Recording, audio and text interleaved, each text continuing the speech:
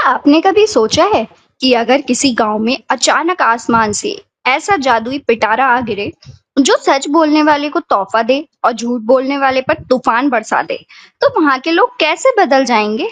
बहुत समय पहले की बात है। खुशपुर नाम का गांव था जो बाहर से तो बहुत सुंदर और सूखी दिखता था, लेकिन अंदर ही अंदर वहां के लोग आलसी और झूठ बोलने में माहिर थे। बनिया झगनू अपने अनाज छुपाकर गरीबों से कहता कि उसके पास कुछ नहीं।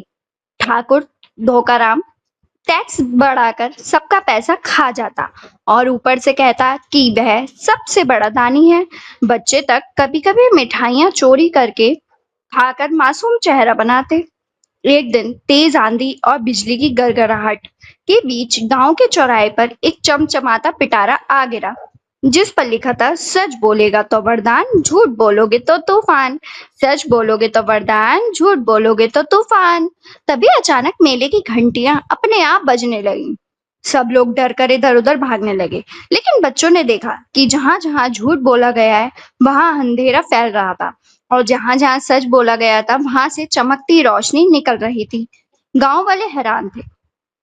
ये मेला सच और झूठ का खेल दिखा रहा था।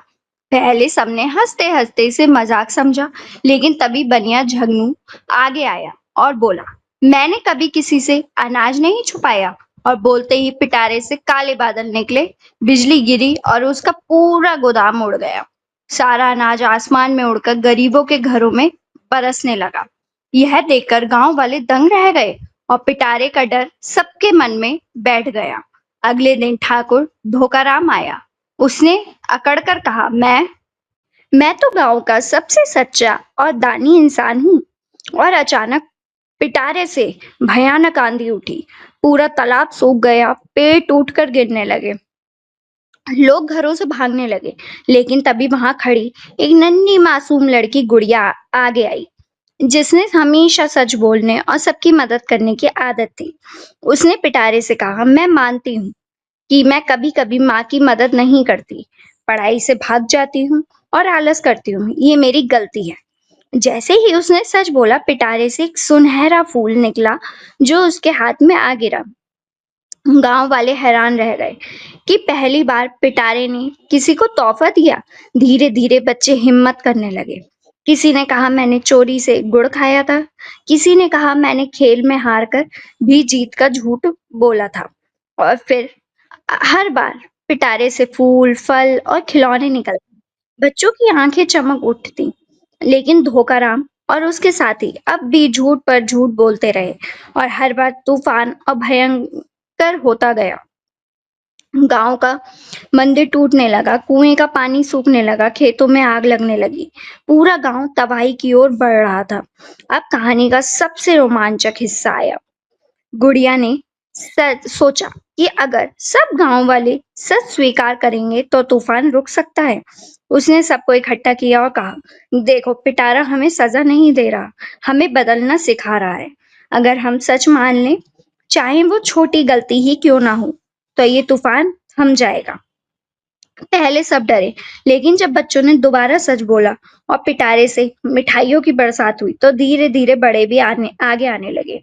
कोई बोला, मैंने चोरी की थी। कोई बोला, मैंने गरीबी से झूठ बोलकर पैसे लिए थे।